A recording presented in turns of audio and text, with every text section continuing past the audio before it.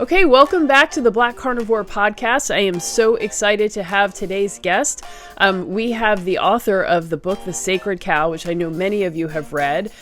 Diana is just a really amazing and talented person, and her book has helped me so much to understand the place of meat in our diets, in our in the health of the world, in the health of our land. And I know she's going to have some great information to share today. So I am very excited to dive right in. So let's get started.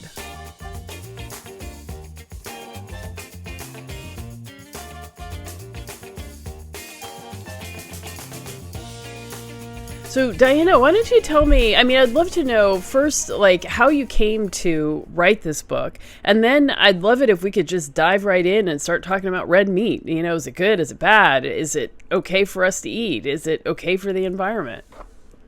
Yeah, I'll try to give you the Cliff Notes version. I had undiagnosed celiac disease until I was 26.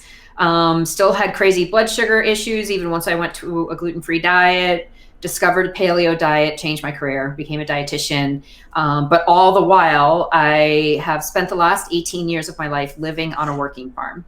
And I have seen the incredible importance of animals in a sustainable food system. So you need animal poop, animal blood, animal bones in order to grow kale and all the other vegetables that people are buying. And so as I wrote a couple of cookbooks, but then I've always been really passionate about pushing back against the anti-meat movement, which has just been getting stronger and stronger, as you know. And I've noticed that people are very siloed, right? That like the nutritionists only know nutrition, and environmentalists, the ones that do admit that cattle can be beneficial for soil health still think we should be eating less meat. And so there's no one out there like really explaining why meat is important nutritionally, environmentally, and really kind of breaking down the ethical piece too. And I think I touch on ethics last in the book because I don't think you can have an intelligent ethical debate about whether or not you should kill a beautiful animal to eat it unless you fully understand the ramifications of a meat-free world, both in terms of human health and planetary health. So put out the book, but halfway through writing the book, What the Health came out. And I was like, if that guy can make a documentary, I can make a documentary. So I did a crowdfunding campaign, got started, and kind of put the book on hold for just a little bit to produce the film, which I wanted to release at the same time as the book. They were pretty close in the release. So the book came out July of 2020, right in the middle of the pandemic. In fact, Amazon wasn't even like shipping on time at the time. It was a mess. And then the film came out this past winter, and it's now available on Amazon and iTunes. And the film is really meant to lure people in to read the book because the book is a very well-cited text. The film gives people just a broad overview of mostly the environmental argument. Mm-hmm. Mm-hmm. So okay, and wait, so you were saying that you switched careers to become a dietitian after going paleo and healing finding healing with your celiac disease. So what were you doing before? Well, my undergraduate degree is in fine art, actually, and then I was a furniture maker for a while. Got into marketing strategy and natural foods marketing after that, just because I had to be resourceful and pay my rent, and fine art is a very difficult way to do that, especially, being a studio furniture maker. So, but that comes in handy now that I made a film, I think. But, that kind of where I am today is sort of the culmination of all of those things. So I was an art teacher, and ended up working for Whole Foods Market, approving a lot of the gluten-free products that they were selling in the store. And I realized that I was just selling ultra processed food that happened to be gluten-free, and it wasn't really helping people's lives.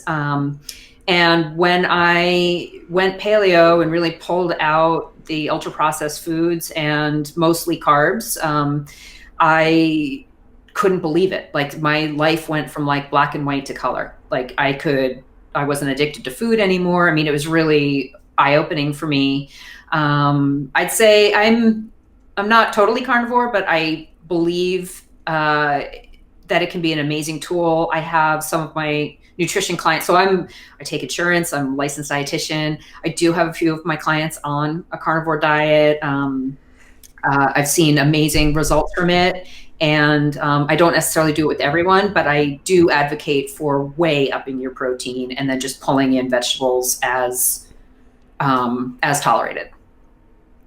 Yeah, I know. It's funny when I see people who've been keto a long time, it's an easy slide into carnivore. So even if you don't make the decision, I'm not, eating vegetables anymore, there'll be like days where you won't, or, meals, definitely meals where it's just, steak and eggs. So yeah, I'd say it's my kind of breakfast interesting is how it largely happens. that, steak and eggs or ham and eggs. For lunch, I'll often just have like a can of tuna or a pork chop or something. And then, for dinner, I might pull in some vegetables more so, but I don't, I've had all my vitamin levels checked. I feel amazing. I think I look younger than I am. And I've certainly seen major, like incredible results from my patients this way. Yeah. And then you said you have been living on a working farm. So what's that like? What kind of farm? Do you work it? Do you start at like 5 a.m., do, a couple hours of chores and then go on to your regular work? Well, so actually during this pandemic, I went through a divorce. So I am a sustainability consultant now. I have left the farm, which was actually a really crazy, hard transition to make from a beautiful organic farm to apartment living. But things happen for reasons. So, but I have worked as an organic farmer. I have run the CSAs. I started working as a farmer my college summers, actually, on Long Island, where I grew up. And I've always loved being outside and like just being covered in dirt and being tired from all that physical labor. And just the whole lifestyle of organic farming has just always appealed to me.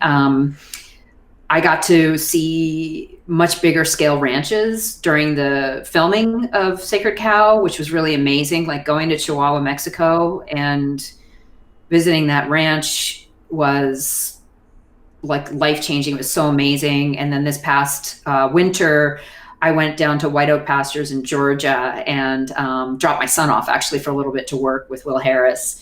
And what he is doing is mind-blowing. And I might be doing some more work with them with education in the future. So it was really cool to see so many different applications of regenerative grazing, whether it was like desert application or in Georgia it was savannas. So I truly believe that cattle are one of our best tools at mitigating climate change, at bringing back ecosystem health. And actually, just another really cool result of the film and book is that the chief of staff of a senator reached out to me wanting to form a committee to get regenerative grazing on public land. And so we're going to be working on that. Alejandro from Mexico is also going to be helping with that. And would that be like part of the new Green Deal that they keep talking about, or? It would be through the Department of Natural Resources. So actually not having anything to do with the USDA. I'm not familiar enough with the new Green Deal as far as what departments it will encompass. And I think they don't even know yet. Like it's all so vague. Yeah. So we'll see, but it's a bipartisan initiative. It's a Democratic senator that reached out to me, but I have support also from a couple of Republicans as well, because this doesn't need to be a political issue. And it's funny when I was talking to organizations to help support the film, nonprofits, and foundations, again, a lot of them could get behind cattle as a tool for ecosystem function. But then once you say people should be eating more meat, all of a sudden you're taking a political stance, right? Like people just assumed then that I was like selling plastic straws and, like all the way right. And there shouldn't be a political stance on nutrient density. There should be no emotion at all. It should just be, show me the numbers. This is more nutrient dense. Okay, why are we telling people to eat less of it? Why aren't we covering meat in WIC? It's mind-blowing to me. Well, I definitely want to get into all of that. So how about we just dive right in and start talking about, like, why is red meat good for us? I was taught that it's not good for us. We should be limiting it. We should have less of it. None of it is best. Like, why should we eat it? Well, first of all, I do lump, like, the word meat is so weird. Like, meat doesn't mean chicken or fish, but it means like cows, and animal source foods is kind of how I lump it all together. Although red meat, beef, tends to be on the higher end as far as nutrient density goes.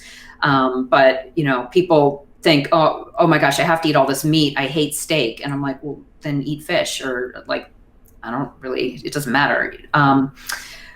Our brains are so big because we have been eating meat for 3.5 million years. We absolutely can't thrive without animal source nutrients in our diet. Especially for women and children, I'm incredibly passionate about making sure that meat is not restricted to them, because historically it has always been restricted to women.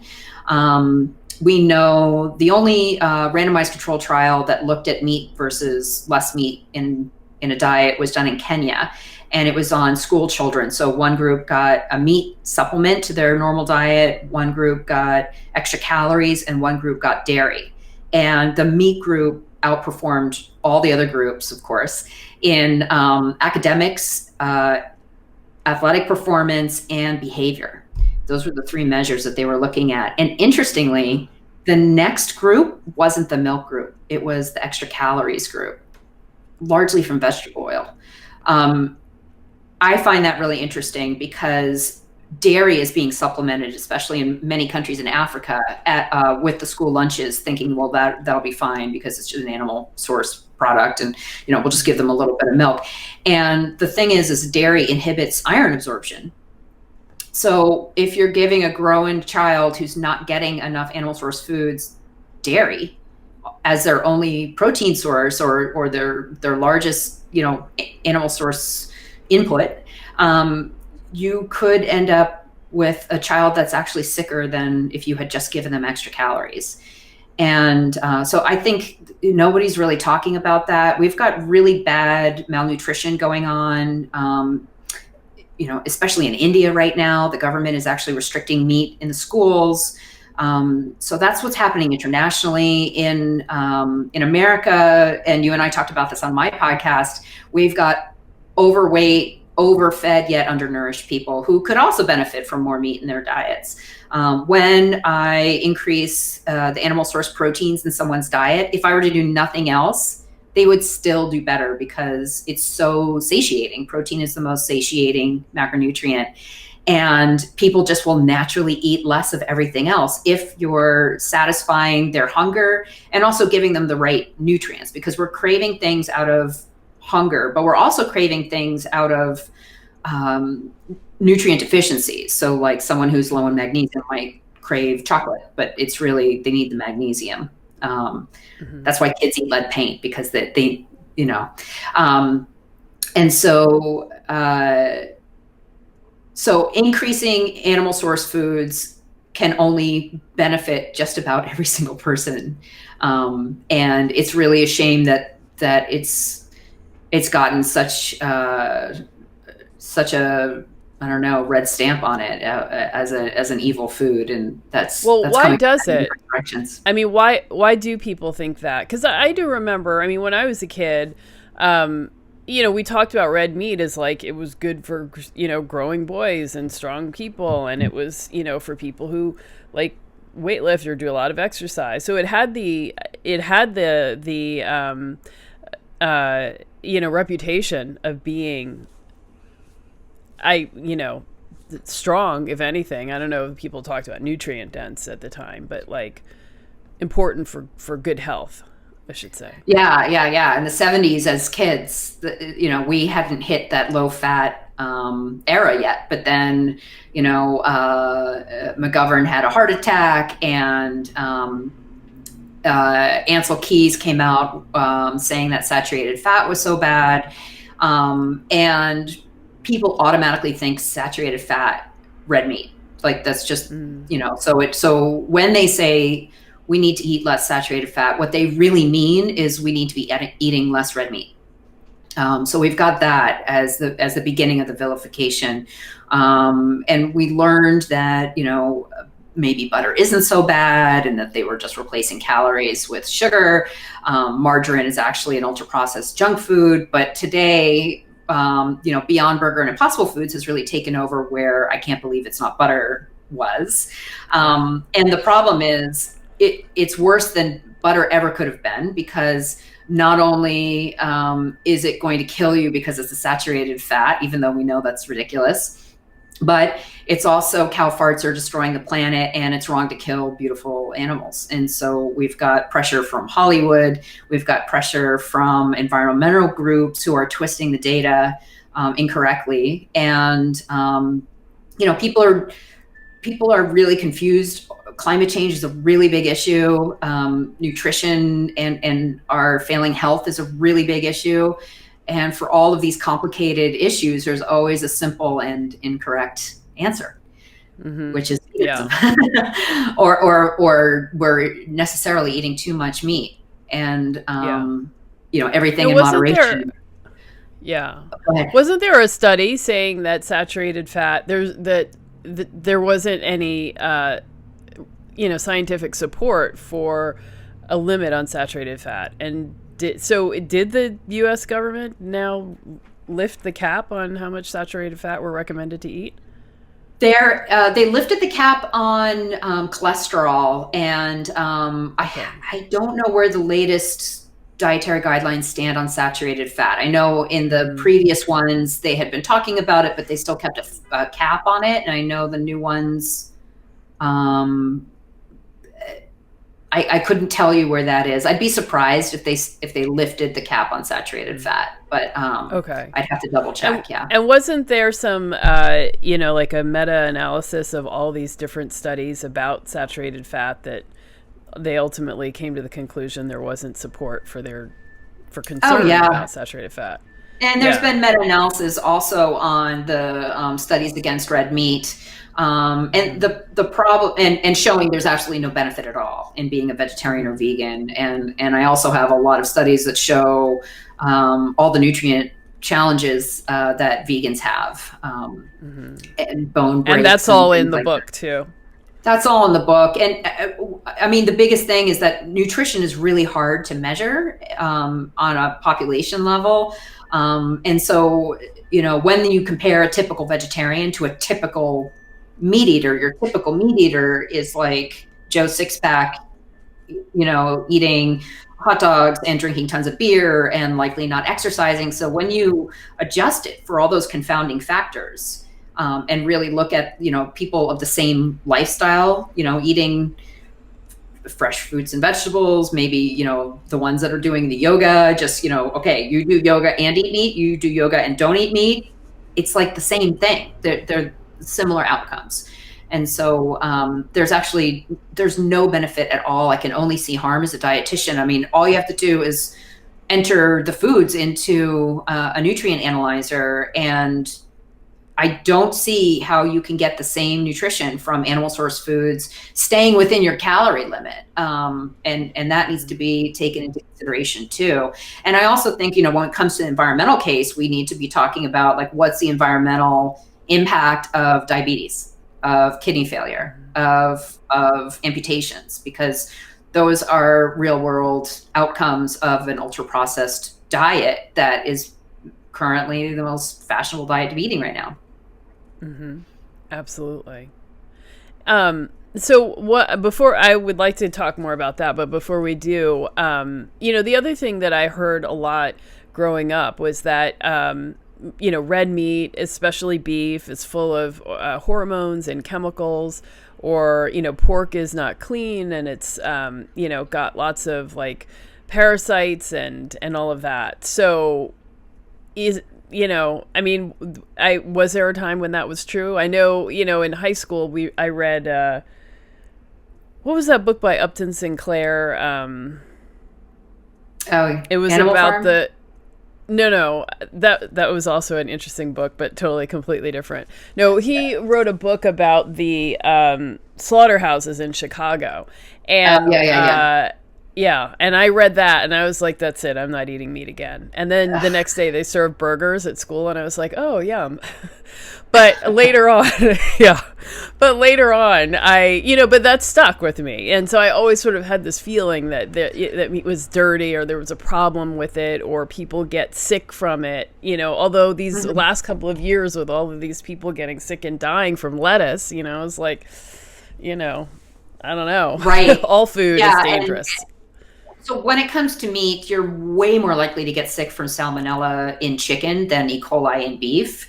And I looked at all the data, by the way, on, hormones and antibiotics and glyphosate, and like, does that get on your steak? I could not find evidence in America. If there are, we have USDA testing. All red meat has to go through a USDA slaughterhouse in order to be sold as food currently. And perhaps in other countries where they don't have as strong regulations, but in the US, there were no peer-reviewed studies that showed that you're, exposing yourself to hormones, to antibiotics, to chemicals in any way. And then I looked at the difference too between grass-fed and typical beef, and the differences are not that significant. And it kind of has to do with the way cattle digest food and how they're not directly absorbing it. Like we are monogastric animals, and so are pigs and chickens. So we eat the food, and those nutrients get directly absorbed by our intestines and go into our blood system.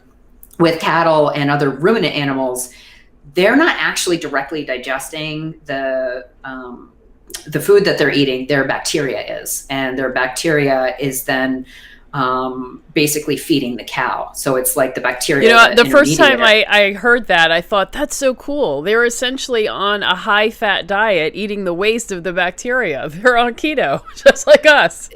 Yes, and they're eating food that doesn't compete with us for food, which is really cool. Right. Most of their diet, even in feedlot finishing, is food that we can't eat. They're a net protein gain for our food system. But the idea that meat is dirty, that comes from a couple of things. One is during the Victorian era, when we moved into cities, we didn't want to see meat anymore in Western society. We wanted to live in cities, and we wanted it to be like clean and everything, because before then, like, pigs were part of our sewage system. I don't know if you knew that, but they would run around in Paris and New York and eat human waste. And that was they were called garbage pigs. So anyway, we got the animals out. That didn't make, I'm sorry, that didn't make them sick? No. Apparently a pig can survive on a family of four's solid waste. That really, I've got some really fun books to recommend to you to read about this. It's really cool. I do want to read about that. I've already stopped eating bacon quite some time ago, so I can stomach it. But wow. Yeah. Yes. Okay. Yeah. Anyway, okay, so I get where the idea about pigs being unclean came from. That's a long one. Yeah, of course. And then in Jewish, they're not kosher, and so there's that influence as well. Um, the so there's a religious aspect, but the unclean thing really came also out of the Victorian era. A lot of people were eating meat, but they didn't know about germ theory yet, right? So they didn't know that you needed to refrigerate meat, or maybe not eat meat that was very, very old and not preserved properly. And so when people pulled meat out of their diet, they actually did do better. But that's because the meat they were eating was so bad. So these Seventh-day Adventists that had all these retreats all over North America, that served vegetarian meals. That's how Kellogg's cornflakes came about. They also invented like jazzercise, and they recommended things like fresh air and sunlight exposure. Jazz hands. And anyway, so yes, when they pulled meat out of the diet, it did make people healthier temporarily. And because we don't want to see death, we don't want to think about it, we don't want to think of ourselves as animals, we outsourced it all, and we didn't want to see it. And that allowed the meat industry to really get away with doing not so cool things, right? Because no one wanted to even know what was going on anyway. And, just do it and just let me buy it, in my little container at the store. I don't want to know about it. And then meat as unclean as far as purity, right? That was also something that came largely out of the Seventh-day Adventists. And they believed that meat gave you impure thoughts. And so if you wanted, having sex with someone, yeah.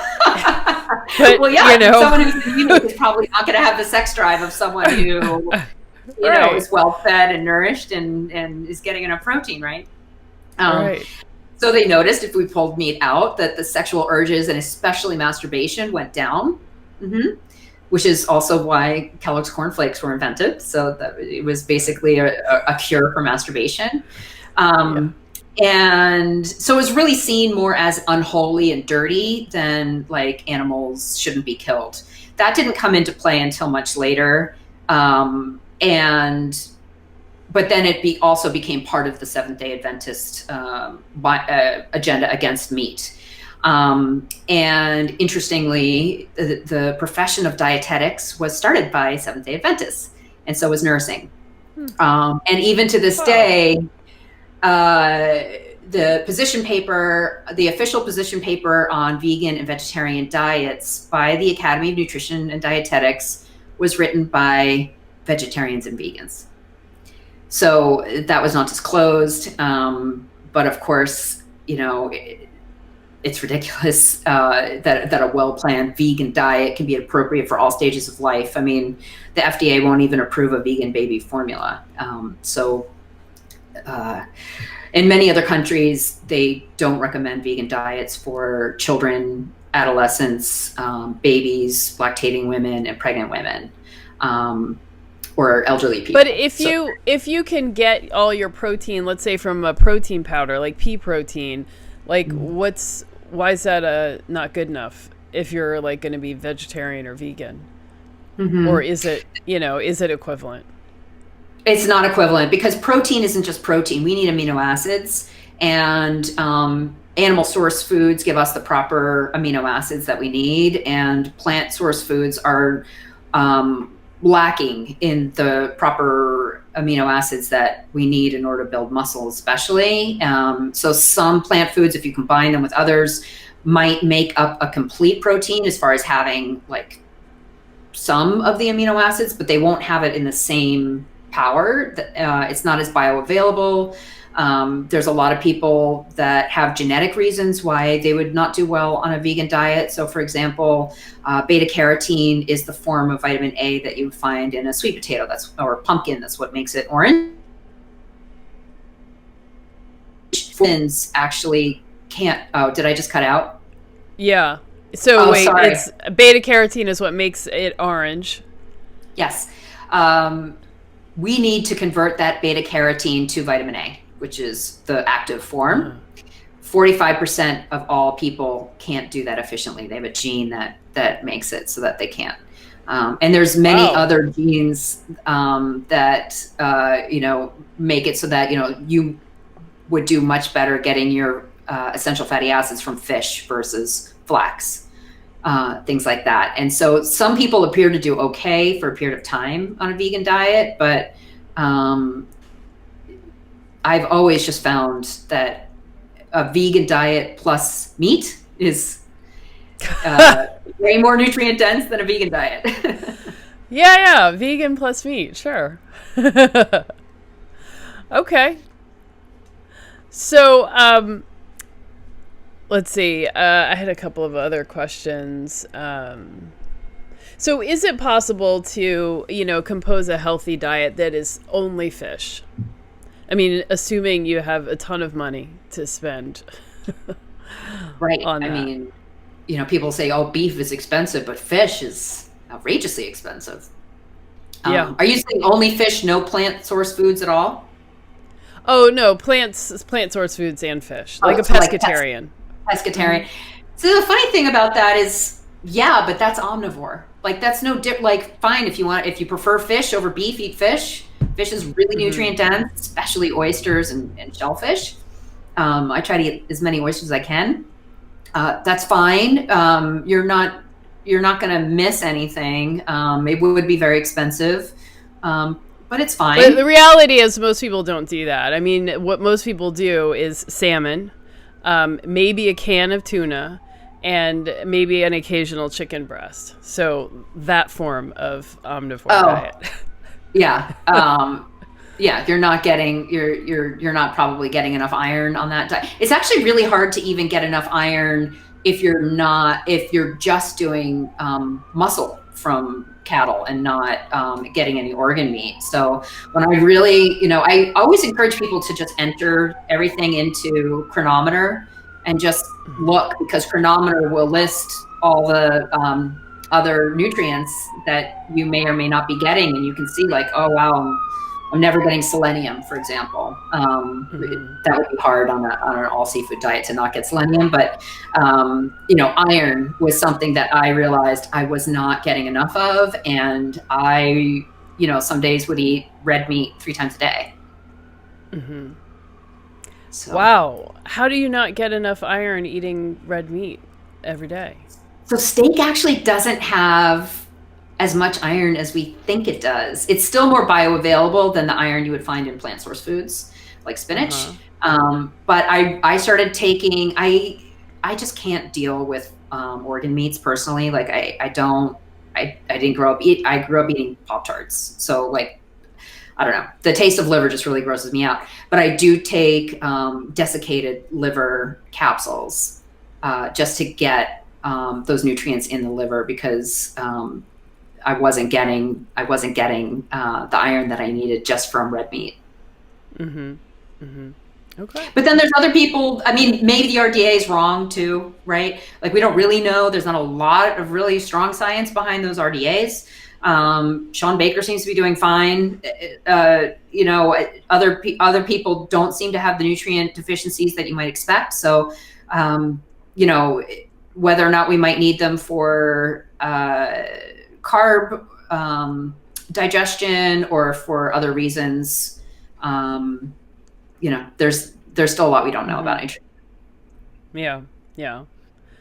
Okay.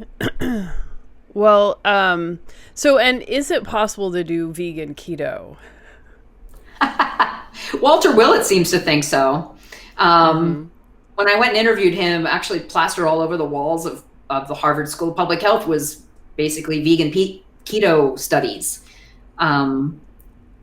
It seems like a pretty sad existence to me. I don't know. I suppose vegan keto might be better than ultra processed vegan, but it's still not better than vegan plus meat. Right. So if you're vegan because you are concerned about the environment and everything, then, where does animal husbandry, where does meat eating fall, in that spectrum? Like, I guess let's dive in on the ethical stuff. Sure. Yeah. So it's easy to say it's wrong to kill an animal for you to eat, to live, right? It's very easy to say that. We don't want to confront death. I mean, this really all comes down to the fact that we don't understand or want to even admit that we're going to die. I mean, even in the health space, right? Everyone's obsessed with longevity. It's like, why don't you just Yeah. Yeah. be happy, be as healthy as you can right now, instead of like trying to live to being 250. So we're just really disconnected from the fact that we're animals, and that everything is just matter being transformed into other forms of matter, right? But that's way too existential. So, and dirt itself is composed of everything that's died before us. So the very thing that we're growing I mean, in, fossil fuels are dead dinosaurs. That's what it is, Yeah. So once you look at, I mean, even if you were to only buy organic vegetables and plant source foods, still death happens in order for you to live. You have to fertilize the ground in some way.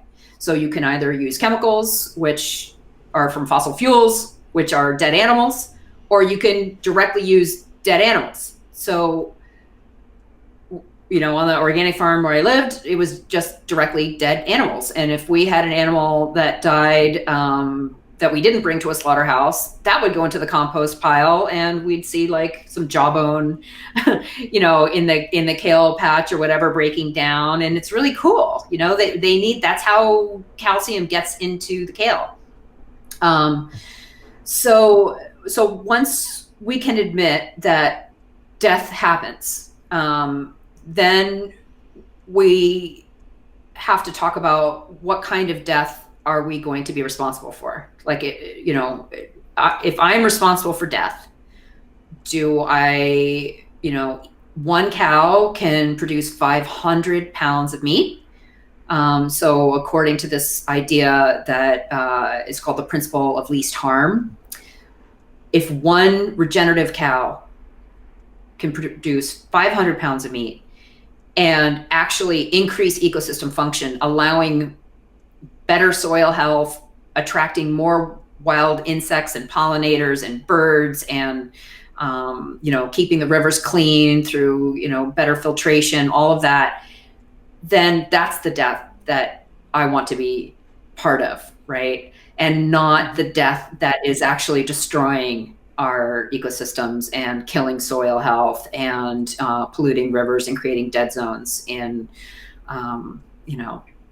the Gulf of Mexico. And then some other people will then talk about sentience, right? So, if the animal can feel death, then it's bad, and we just shouldn't inflict that. But if a mammal is a mammal, right? So a mouse is equal to a cow. What tells, if a mouse's lifespan is 3 weeks or 6 months, is that death more or less important than a 300-year-old maple tree that is the habitat for tons of birds, is producing oxygen for us to breathe? Like, where do we kind of, balance that out? And so, again, I tend to be more scientific about it and just look at things as in terms of matter. So, everything dies and everything is reborn from death. That's just the circle of life. It's how the earth has been rolling forever. And you can't get out of it. We can't get out of it. Even if we go to Mars, we're not going to get out of it. It's just the way it is.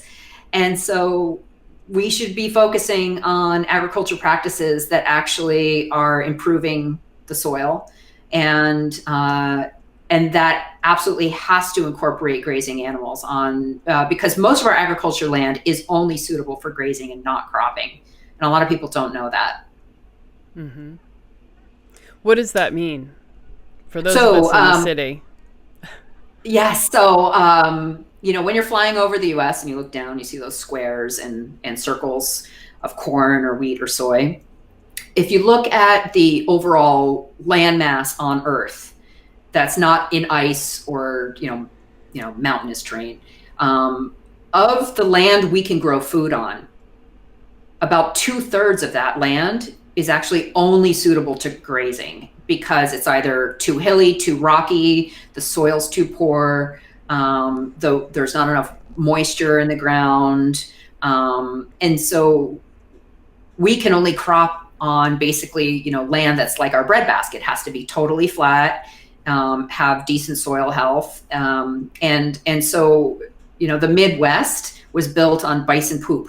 That's why it's so nutritious for growing wheat, and we're destroying it. We don't have much time left before it's going to be all gone. But in many parts of the world, and this is another problem, Americans don't travel, so we think everything looks like America. But,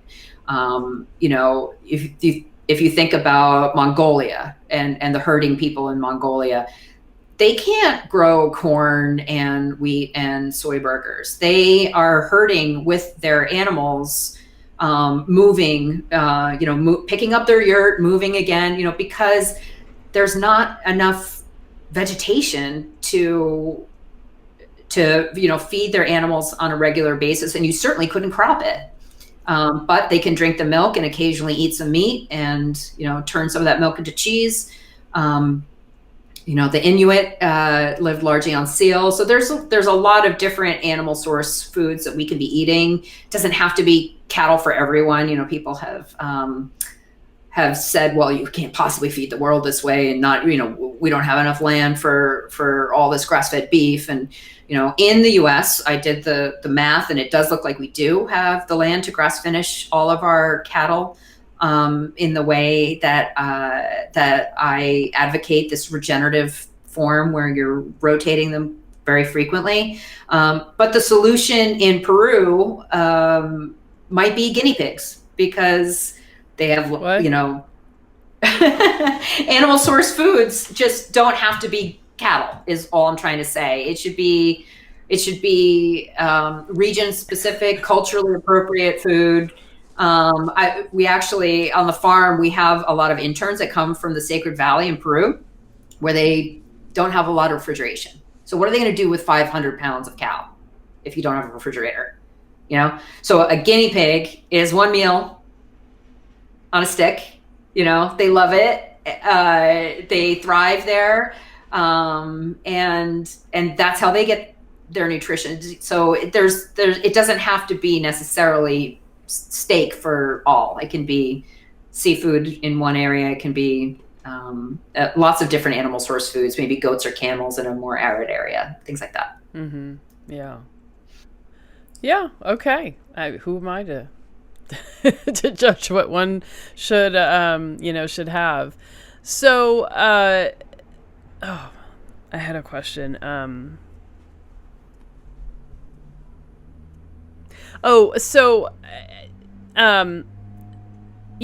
feel like, when I was younger, I saw a lot of these vegetarian and vegan videos about how bad the cattle industry was and what the life was like for a cow, and how poor it was. Are those, were those videos ever true? Are they less true now? Have the practices for your standard supermarket beef changed? I get why you should try to support regenerative farming, but if you can't get access to it, or if you can't afford that all the time, then what? Yeah, definitely. We actually shot a slaughter scene for the film. We kind of hint towards it in the film, but we don't go all the way. The initial version of the film actually did have the entire slaughter in the film, because I felt like it was important to show that. But I got voted out, because the feedback I got was, even from people that are, good friends of mine, that the feedback was, that's for the rest of us who can't deal with watching an animal die, if that's the biggest takeaway they have from the film, if people are saying, oh my God, did you see the slaughter scene? Then your message isn't going to get across. And so what's more important to you, showing the slaughter scene or the bigger picture of your film? And so, I had to make that tough decision, unfortunately. But it was a beautiful slaughter. Like the cow walked up.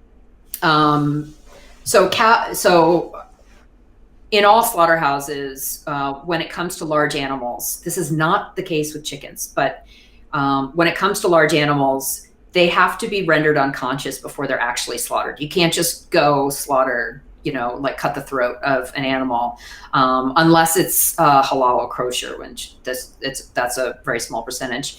And so basically there's a couple different ways that the slaughterhouses do this, but in the case that I'm referring to, that we shot for the film, they get knocked out with a captive bolt gun, and then the cow basically is, out for the count, and then they're slaughtered, which just means the artery in their vein is cut, and that's it. They don't, there was no terror in its eye. There was no one abusing it and poking it with sticks on the way up. None of that happened. And in most cases, that stuff doesn't happen. Yes, it has happened, and our handling of meat needs to be done with a lot more care in general. But the scenes of animal torture that are being shown by these vegan groups is not the mainstream, way that animals are handled. And I should mention too that so chicken does not have to be rendered unconscious. It can be just slaughtered. There's no humane standards really for handling poultry or seafood. So the fish can die, flopping on the deck or, whatever. When My we're mom looking at the always would tell me a story when she was young. Her mother sent her down south, her and her brother down south every summer to stay with their grandmother.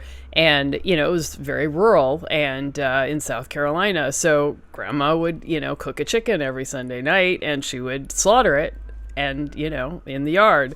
And the chicken would invariably, headless, run underneath the house, and my uncle would have to go and climb under the house to get it. So that's sort of the image I have of chickens and, being slaughtered. They don't necessarily do that. It's funny that that's the image that people have, but because we don't have to see that anymore, and that's just not the norm anymore, we don't even want to associate death with our diets, right? And we farm out our own death too. I go into that in the book a little bit too. Like old people have to go to a nursing home. We can't possibly watch someone die, in the case of cattle's life cycle too, a lot of people think that they're living in a factory farm their whole life, and that's not true. So with pork and with chicken, yes, industrially raised pork and chicken do live in a confined setting their entire lives. The chickens live approximately 5 weeks. They're under fluorescent lights and in pretty horrible conditions, or no light, just these big hoop houses. And pigs are also their entire lives would be in confinement. How long do they live, pigs? That's a good question. Industrial, I know on our farm we kept them, we would slaughter them at about 7 months.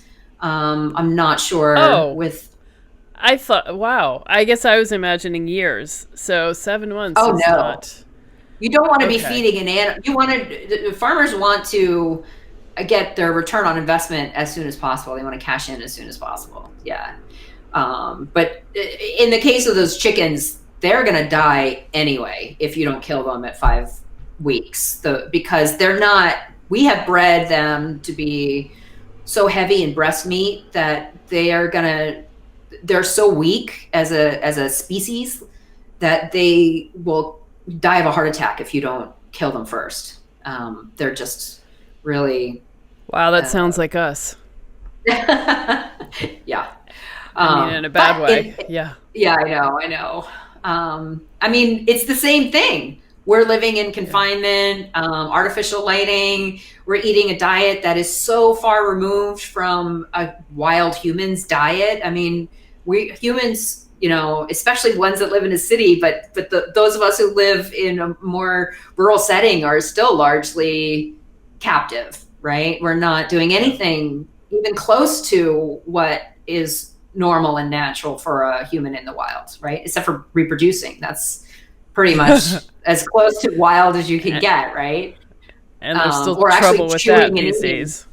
What's that? People still are having more and more trouble with that, reproducing. Yes. Yeah.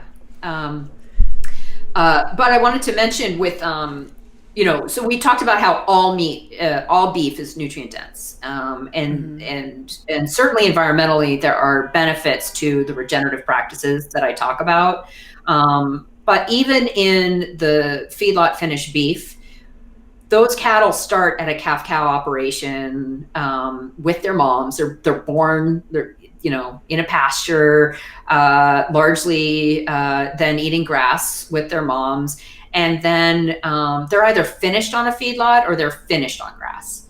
And so they're usually at a feedlot. And how long is finishing? About 3 months. So the majority of their life, they're on grass. And even when they are on a feedlot, they're not caged like pigs or, you know, chickens. They can walk, they can move around. They usually still have access to sunlight unless there's, you know, shade covering.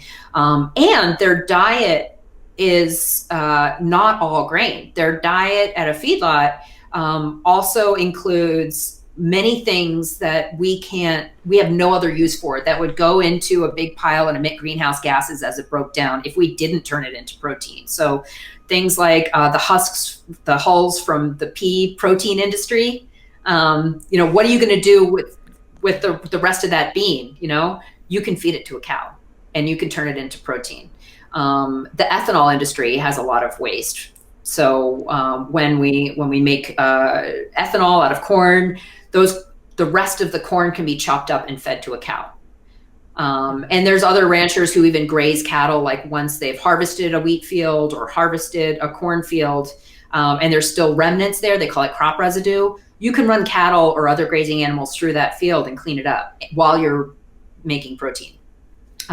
So in the overall lifespan of a cow or cattle, a cow is a female cow, so it's really like a steer that we're eating, unless it's an old dairy cow, which a lot of the beef we eat is actually old dairy cattle.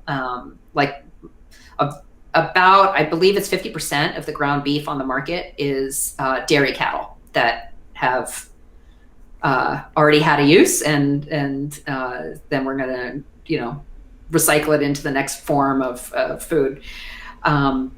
So anyway, over the course of their life, cattle finished on feedlot only get about 10% of their diet, overall diet, from grain. The rest of it is grass, is crop residue, is, you know, things like leftover grains from the alcohol industry, you know, things like that we have, again, no other use for. So in my opinion, ethically, it's better to eat feedlot finished cattle than it is to eat industrially produced pork or chicken. Environmentally, it's better because they're still grazing and they're still upcycling things that we have no use for in our food system into nutrient-dense protein.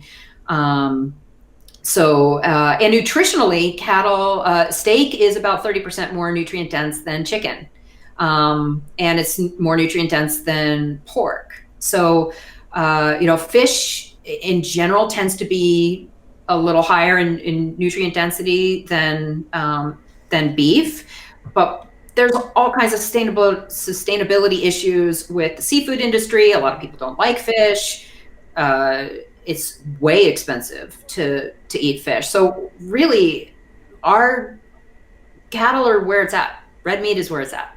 And, you know, again, you feed someone, you up their protein, even if you're not taking all the plants out of their diet, they are going to feel better because they're going to have more energy. They're going to naturally just eat less because they're going to be so satiated. People in the wild eat till they're full. That's generally what happens, unless they're going beyond that. And it's easy to go beyond that with ultra processed foods that are hyper palatable. And there's people in labs making sure you can't eat just one or whatever it is. So we can feel full, we can get nutrition, and we can take advantage of animals that are grazing on land we can't crop and eating food that we can't eat.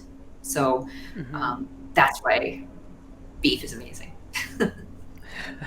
I'm with you 100%. I love beef, and I'm trying to branch out and have more different kinds of ruminant animal. So I do have lamb, when I can get access to it, and I'm going to start looking for goat, and try to mix it up. So goat tastes a lot like lamb. Okay, all right. Yeah, took a little time to get used to the taste of lamb, but now I'm good. Yeah, I'd say I prefer it actually to beef now, and it has some nutrients that you can't. That are, it's a slightly different nutrient profile in lamb, so it's good to mix it up. Yeah. Okay. All right. Good. So, where can we find your movie and of course your book? I will certainly link to it in the description below. But where do we watch the movie? So it's actually on Amazon right now. On people can rent it. I think it's like $3.99 on Amazon. It's also on iTunes, and actually internationally, it's also available on iTunes in a lot of countries. And we did put Spanish subtitles in there.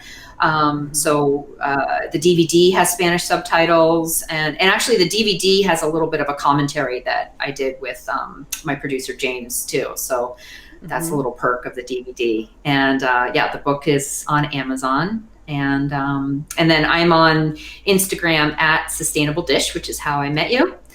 And the website for the meat stuff is sacredcow.info. And then my nutrition practice and more nutrition type talk is at sustainabledish.com. Yeah. So, I decided this year to be, to push back a little more and to be a bit more outspoken about the benefits of at least a meat-based diet, if not a carnivore diet. And so I'm trying to, sort of beef up, so to speak, my my scientific knowledge and the resources and stuff that I can cite as to why this is good. So, would you say your book is a great place to start in terms of looking for studies? Where else might I start looking, and for my listeners? Mm-hmm. Yeah. So for listeners that are completely unfamiliar with any of the stuff I was talking about, or don't know, like even the woman that was the writer for my documentary had never heard the word ruminant before. She had to look it up. So the film is a great place to start, just to get a big picture overview. And Nick Offerman was our narrator, which is kind of cool. So for those folks that are fans of Ron Swanson, you can hear him the whole time. Oh, that's his name. Oh, okay. Sorry, I didn't know who that was. Yeah. I mean, of course I knew who he is. I just didn't know the name. Wow, that's awesome. You got Ron Swanson. Yeah. I got Ron Swanson. Who's actually become a good friend. He's a huge advocate for all this stuff. So nice. Really great. And but the book, I tried as hard as I could to write it for someone who maybe doesn't have a master's degree. Like Rob and I tried to write it in a way that's like kind of conversational. And I'm like you, really into the anthropology piece to all of this. Like, how did meat become such a scapegoat for, our failing environment, our failing health? Where did this like fear of meat come from? How has meat been used as a proxy for ethnic cleansing? I mean, we go into that. Like, there's some crazy stuff that's happening around meat. It is our most polarizing food that we have in this culture. So I love digging into that stuff, and I find it really interesting, and especially when it comes to women who have always been denied meat. And you and I had talked a little bit about that, like African heritage diet. So people just assuming that a diet low in meat is appropriate because that's what slaves ate, or, you know, like it wow. So biologically, people do better when they increase their nutrient density, which necessarily must mean that you're increasing your intake of animal source foods, whether that's meat or seafood or any kind of animal protein. Yeah. I forget where I was going with that. You mentioned, you just, what are the resources, right? So my book, Nicolette Hahn Nyman wrote a good book called Defending Beef, which is also really great. She's done also some interviews that you can find out there on the internet. She's really fantastic, very logical. She was a lawyer, so she's really good at debating. Nina Teicholz wrote a great book about fat. The Big Fat Surprise? The Big Fat Surprise, yes. Yeah. So that's a really good book if you're interested in that. The U.S. Dietary Guidelines, she's really well-versed in all that. Alan Savory's TED Talk is a really great TED Talk if you want to learn about regenerative grazing and like the environmental benefits of meat. It's just like an 8-minute long TED Talk that is really moving, has been watched, so much. And the Savory Institute is a great resource for people looking to get into all of this, like professionally. So, yeah. Wow. I'm trying to think of other, we have a lot of books on my websites, both of my websites for, advocating for a real foods diet, a high protein diet, all of that. Yeah. Yeah. Well, I am just trying to make sure I have a good list of sources and studies to quote from. So there's quite a few vegetarians in my family, and yeah. So. Another really fantastic person. I'm sorry to cut you off. Chris Kresser. I don't know if you know who he is. Yeah, but he's done a lot of research on specifically red meat and veganism, and his website. Didn't he do a debate on Joe Rogan with, what is it, Dr. Joel Kahn or something, or I don't know, a vegan doctor, but he did. I think he did a debate with Joel Kahn, and then he also did a debate with the guy from Game Changers who was kind of a bully and used some very pushy tactics during that debate that were not so cool. But the really, one with really, the doctor was, I was, that was sort of my first introduction to him, but it was like, wow, he just, was right on it with every citation, every study, every, an answer for everything. So it's like, okay. Yeah. Chris is really one of the smartest people I've met, one of the hardest working people I've ever met. And his website, if you ever had a question too, like medically, like what do I do if I have iron overload, or what do I do, about B12 supplementation if I'm low on B12 or whatever, his website is really, I use it as a practitioner. I use it just to look stuff up. Mm-hmm. Nice. Okay. Yeah. Well, wow, you have given me a wealth of information, and this has been like an extraordinary conversation, and I really appreciate your helping me to dispel some of these myths about, about food, about health, about nutrients, and about meat. And, and I really appreciate that, because even as I started the carnivore diet, I felt really confident that I felt so much better. But, there were still these sort of lingering doubts about like, oh, what is this doing in the environment and blah, blah, blah. And it's really been wonderful to see research like yours, answer some of these questions. I think the very first book that really started to help me was that book by Lierre Keith, The Vegetarian Myth.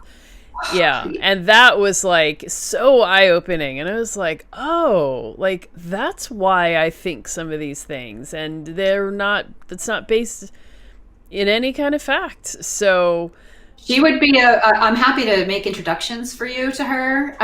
She would be a really cool person to have on your show. It was really cool to get to know her through filming of it. And I mean, her slug story is so, hysterical but also like poignant at the same time. So, I was really grateful that I had her interview in the film. It really, I think, brought it to a much different level. And a lot of people have given me feedback that her story was, very important to them. Yeah. And I think it's really important for people to know that eating this way, eating, a vegan diet, it can be very detrimental, depending on who you are and how you do it. Like, there's, real risks at the end of the day.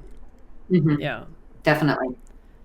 Yeah. And so I was just going to mention, especially with the young girls, that's my, like, they're showing these in high schools, and it's largely young women that are the target of these, and it is extremely dangerous for a developing young woman who still isn't, fully through adolescence to be on a vegan diet. So that's, you shouldn't be losing your hair and losing your period at 16 and 17. It's not good. So sorry. Now I'm done. Wow. Well, this has been really awesome. And I encourage all of you who are watching to go ahead and check out the movie and definitely get the book. Like, there really is just a wealth of information, and it is important to be able to articulate why we're doing what we're doing.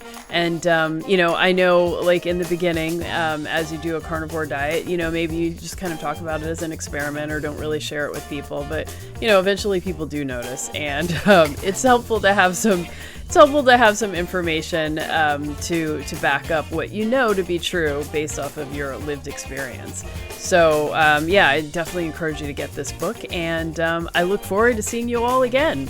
All right, see you next time.